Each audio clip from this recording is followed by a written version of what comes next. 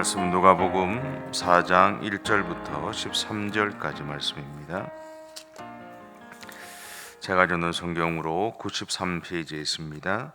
누가복음 4장 1절부터 13절까지입니다.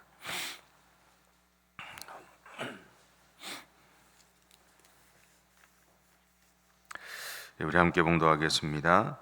예수께서 성령의 충만함을 입어 요단강에서 돌아오사 광야에서 40일 동안 성령에게 이끌리시며 마귀에게 시험을 받으시더라. 이 모든 날에 아무것도 잡수시지 아니하시니 날수가 다함에 줄이신지라. 마귀때 내가 만일 하나님의 아들이거든 이 돌들에게 명하여 떡이 되게 하라. 예수께서 대답하시되 기록된 바 사람이 떡으로만 살 것이 아니라 하였느니라. 마귀가 또 예수를 이끌고 올라가서 순식간에 천하만국을 보이며 이르되 이 모든 권위와 그 영광을 내가 네게 주리라. 이것은 내가 냉벼 주는 것이므로 내가 원하는 자에게 주느라. 그러므로 네가 만일 내게 절하면 다 내 것이 되리라. 예수께서 대답하여 이르시되 기록된 바 주 너희 하나님께 경배하고 다만 그를 섬기라 하였느니라. 또 이끌고 예루살렘으로 가서 성전 꼭대기에 세우고 이르되 네가 만일 하나님의 아들이거든 여기서 뛰어내리라. 기록되었으되 하나님이 너를 위하여 그 사자들을 명하사 너를 지키게 하시리라 하였고 또한 그들이 손으로 너를 받들어 내 발이 돌에 부딪히지 않게 하시리라 하였느니라. 예수께서 대답하여 이르시되 주 너희 하나님을 시험하지 말라 하였느니라. 마귀가 모든 시험을 다 한 후에 얼마 동안 떠나니라. 아멘. 우리가 일반적으로 시험이라고 하는 것에는 이제 두 가지가 있습니다. 하나는 하나님께서 주시는 것이다라는 것, 주시는 것이죠. 주시는 것이다라고 표현하는 겁니다. 이 시험에는 우리를 더욱 성숙한 신앙의 사람으로 세워가시기 위한 하나님의 의도가 담겨 있습니다. 또 하나는 사단이 우리에게 이제 주는 것이다라고 하는 것이죠. 이 시험은 우리가 넘어지게 해서 하나님을 믿지 못하게 하는 겁니다. 그래서 이 시험에는 유혹이라는 의미가 강하게 있습니다. 그 결과 이것은 우리를 지옥으로 끌고 가려는 사단의 의도를 품고 있죠. 근데 성경에는 이처럼 하나님이 우리를 시험하는 것처럼 또는 우리가 시험을 받는 것을 방치하는 것처럼 기록하고 있는 부분들이 많이 있습니다. 근데 분명한 것은 뭐냐면 하나님은 우리를 시험하지 않으신다는 것이죠. 다만 하나님은 우리를 어느 정도까지 시험할 것인지에 대한 제한 범위를 정해 주시고 사단에게 그 범위 안에서 허락하신다라는 겁니다. 이렇게 하시는 이유에 대해서 제가 어제 미국에 있는 한 목사가 설교하는 내용을 제가 들은 적이 있는데 그 내용 중에 이런 것이 있습니다. 이것이 아마 대답이 되지 않을까 싶은데 이렇게 얘기합니다. 하나님은 당신을 너무나 자랑스러워하십니다. 그래서 지금 지옥 같은 시련을 겪고 있는 것입니다. 하나님은 사단에게 이렇게 말했습니다. 이 사람은 내 사람이다. 가서 그의 직업을 빼앗아보고 타이어 펑크도 내보고 배신도 당하게 해봐라. 멍이 나고 상처가 나도 그가 나의 임재 안에 있는지 나를 찬양하는지 한번 봐라. 그러면서 이 목사는 이런 얘기를 합니다. 그러니 당신이 겪는 시험 한복판에서 하나님을 실망시키지 마십시오. 그리고 바로 이것이 시험의 자리에 있는 우리를 향한 하나님의 마음이기도 합니다. 그러니까 우리를 하나님이 그냥 놔두시는 것이 아니라 또 그냥 아무런 제한 없이 사단에게 우리를 넘기시는 것이 아니라 제한을 둔다는 거죠. 제한을 두시는데 우리를 자랑하고 싶어서 사단에게 한번 해보라고 얘기한다는 거예요.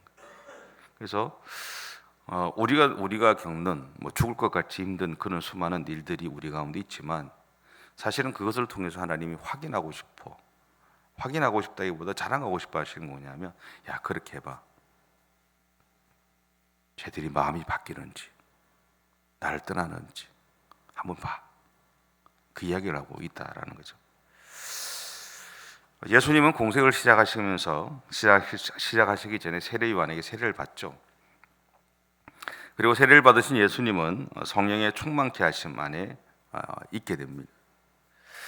성령의 충만케 하심을 받은 예수님은 이제 성령에게 이끌려서 광야에서 40일 동안 하나님과 깊은 교제를 가지게 됩니다. 이 40일의 시간이 지난 다음에 예수님은 사단에게 시험을 받으시죠. 예수님의 시험 받으시는 모습을 오늘 본문이 우리에게 증언하고 있습니다. 그런데 예수님이 사단에게 시험 받으심에 대해 오늘 세 가지 시험 받음 이전에 누가복음의 내용을 살짝 보시면 이 40일 기간 동안 수시로 시험 받았음을 암시하고 있습니다. 어떻게 보면 오늘 본문에 나오는 이 세 가지 시험은 그 마지막을 장식하는 피날레와 같은 것이다라고 할 수 있습니다. 실제로 우리는 우리 신앙의 여정을 이렇게 살아가면서 보면 시험이라고 하는 것을 수시로 경험하며 살아갑니다. 그래서 40일의 시간 동안 예수님도 계속적으로 크고 작은 시험의 자리에 있으셨던 겁니다. 그럼에도 분명한 것은 예수님이 광야로 가신 것도, 그리고 그곳에서 40일 동안 기도하시며 생활하신 것도 철저히 성령 하나님의 인도하심이었다라는 거죠. 혹시 40일 동안 금식 기도하신 분 본 적 있으세요? 제가 대학교 때까지만 해도 그런 분들이 좀 많으셨던 것 같아요. 그리고 이제 저와 같은 목사가 되기 전에 어른들 옛날 선배 목사님들이 야, 목사가 40일 금식 기도 해야지, 아니면 열흘은 해야지, 목사가 되기 전에 그래서 능력을 받아야지, 그런 이야기들 많이 하셨던 기억이 나요. 저는 안 해봤습니다. 근데 40일 동안 먹지 않고 금식한다는 것은 다르게 표현하면 자신의 생명을 내걸고 있다라는 거죠. 거기에는 하나님의 능력을 받기 위한 어떤 그런 의미도 그 안에 있을 것이고, 또 어떤 사람은 자신의 해결되지 않았던 문제 앞에서 그 문제를 해결하고 싶어서 그렇게 절대적으로 생명을 걸고 매달리기도 했을 겁니다.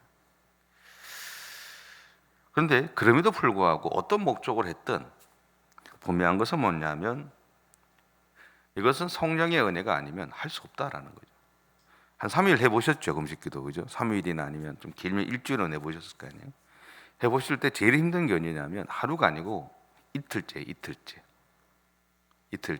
3일째 되면 머리에서부터 시작해서 제 코에 이 냄새 맡는 감각이 그렇게 대단한지 몰랐습니다. 모든 오감이 다 이렇게 이 먹는 냄새에 다 집중하게 되죠. 그 3일을 지나가면 또 일주일을 지나간다 그래요. 일주일을 지나가면 보름이 지나간다 그러죠. 보름이 지나가면 40일을 간답니다. 참 어려워요.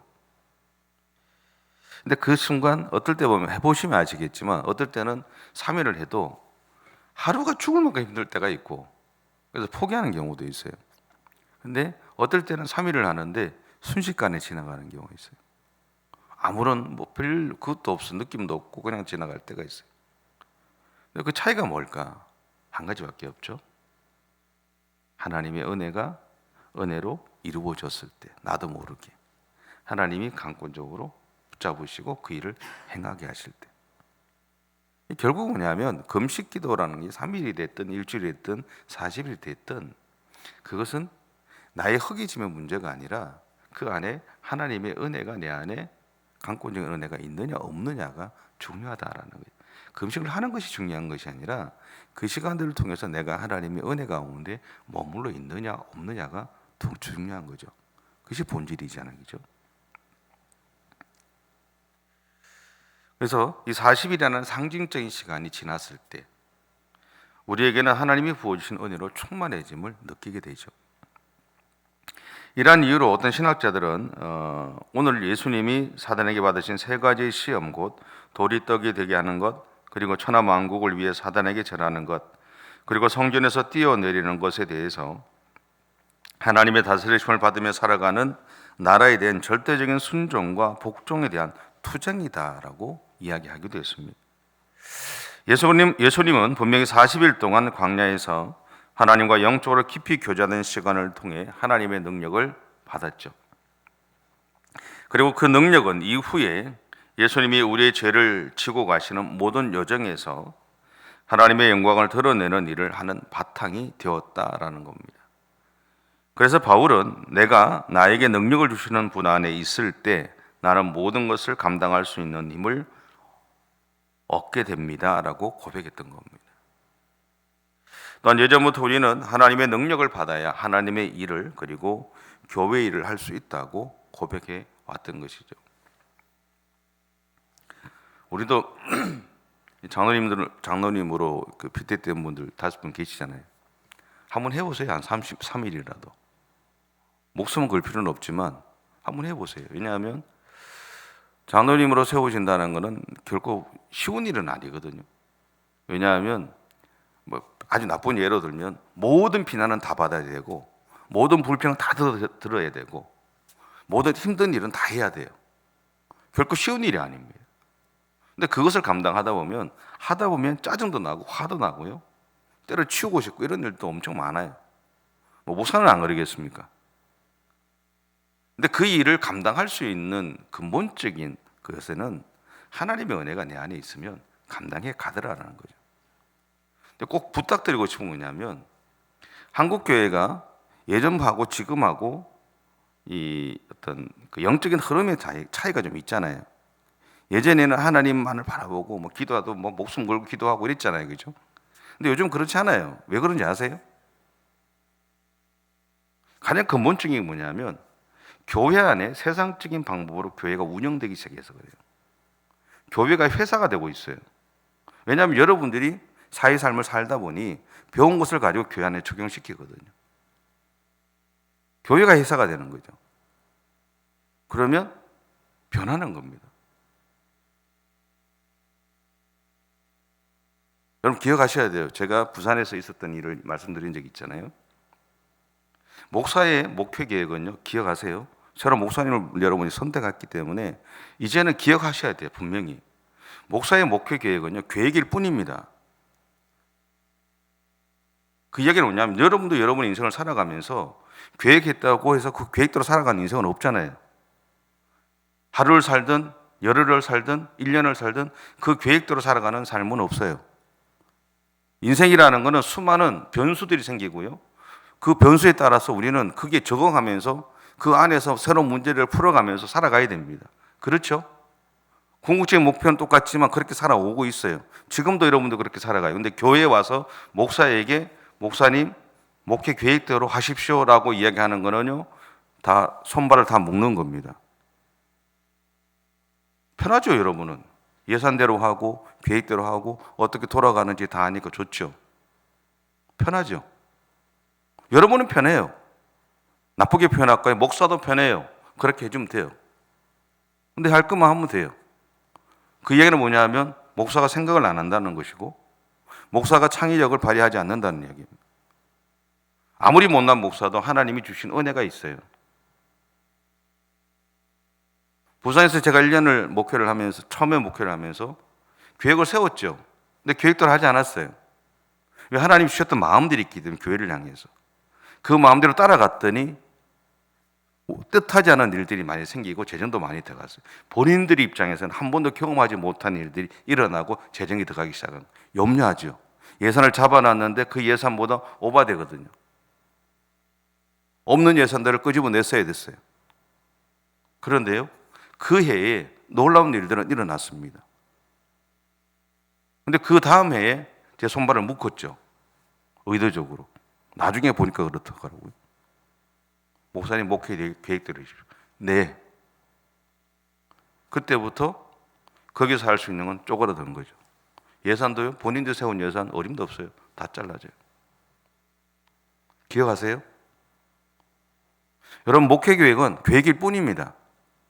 목사님이 뭐라고 하자고 하시면 가세요. 그것이 하나님의 말씀에 어긋나지 않는다면 따라가세요. 해보세요. 해보시면서 하나님이 여러분의 인생 가운데 영혼 참된 교회 가운데 어떤 하나님이 일하심을 역동성을 주는지를 보세요. 그냥 내가 세웠던 계획대로 살다 보면 재미없잖아요. 아무런 재미도 없이 그냥 편안하지만 재미없이 돌아가죠. 경험해 보셨잖아요. 그렇게 한번 해보세요.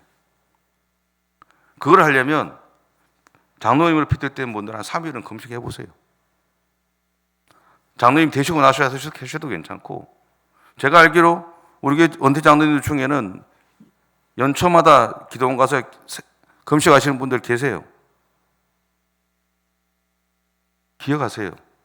교회의 일은 세상적인 방법으로 어쩔 수 없이 운영이 되긴 하겠지만 그 안에 근본적인 그것을 운영하는 내가 하나님의 성령의 충만함 가운데 머물러 있다면, 내가 하나님 앞에 붙잡혀 있다면 아무리 세상적인 방법이 주를 이룬다 치더라도 그것을 이기고 하나님의 뜻을 이룰 수 있는 힘이 생기는 겁니다. 그것을 여러분이 기억하고 살아가셔야 돼요. 바울이 했던 얘기가 바로 그런 겁니다.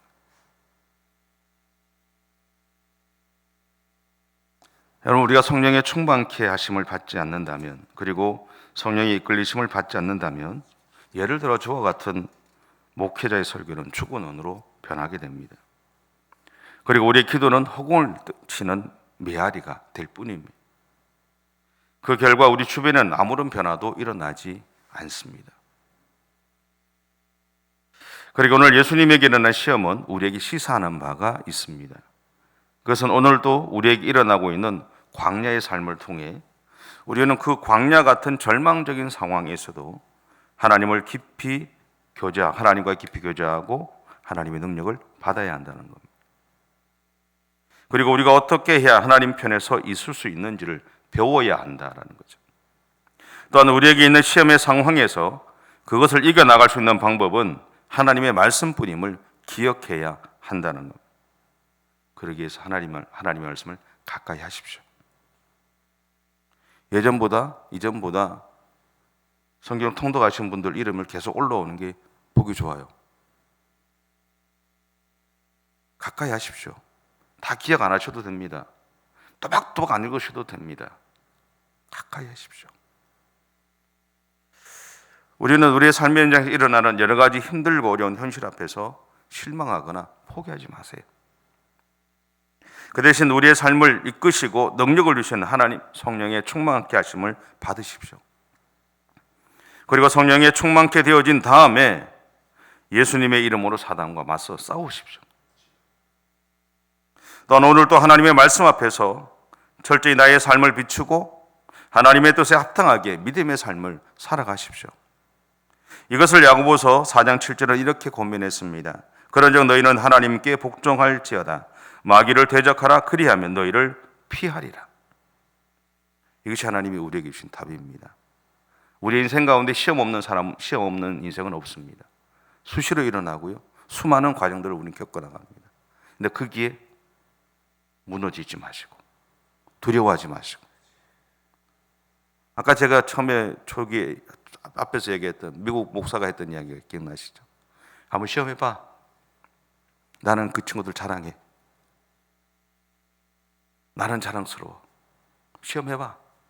그 친구들 마음이 변하는지, 그 친구들이 나를 떠나는지, 그 친구들이 나와 상관없이 살아가는지 한번 해봐. 그게 하나님이 우리를 향한 마음이에요. 하나님은 우리를 믿고 계시죠. 우리를 자랑스러워 하시는 겁니다. 그분의 마음에 믿음으로 응답하는 저와 여러분의 삶이 되시기를 바랍니다. 기도하겠습니다. 사랑의 주님, 감사합니다. 우리를 사랑해 주시고 우리를 믿으시고 우리를 향해 기대함을 품어주시는 주님, 감사합니다. 그 주님의 마음을 우리가 놓치지 않고 오늘도 우리의 인생 가운데 있어지는 수많은 시험 가운데 또 어려움 속에서 무너지지 않고 하나님을 향한 믿음을 놓치지 않고 그 믿음의 삶을 살아내갈 수 있는 우리 모두가 되어줄 수 있도록 하나님 은혜를 허락해 주옵소서. 주께서 우리를 사랑하시고 우리를 믿어주시는 것처럼 주님의 그 믿음에 응답하며 살아가는 우리 모두의 생애가 되어줄 수 있도록 은혜를 허락해 주시옵소서. 주께서 오늘도 우리와 함께 해주실 것을 믿고 감사드리며 예수님의 이름으로 기도드립니다. 아멘. 하늘에 계신 우리 아버지 이름을 거룩하게 하시며 아버지의 나라가 오게 하시며 아버지의 뜻이 하늘에서와 같이 땅에서도 이루어지게 하소서. 오늘 우리에게 일용할 양식을 주시고 우리가 우리에게 잘못한 사람을 용서하여 준 것 같이 우리 죄를 용서하여 주시고 우리를 시험에 빠지지 않게 하시고 악에서 구하소서. 나라와 권능과 영광이 영원히 아버지의 것입니다. 아멘.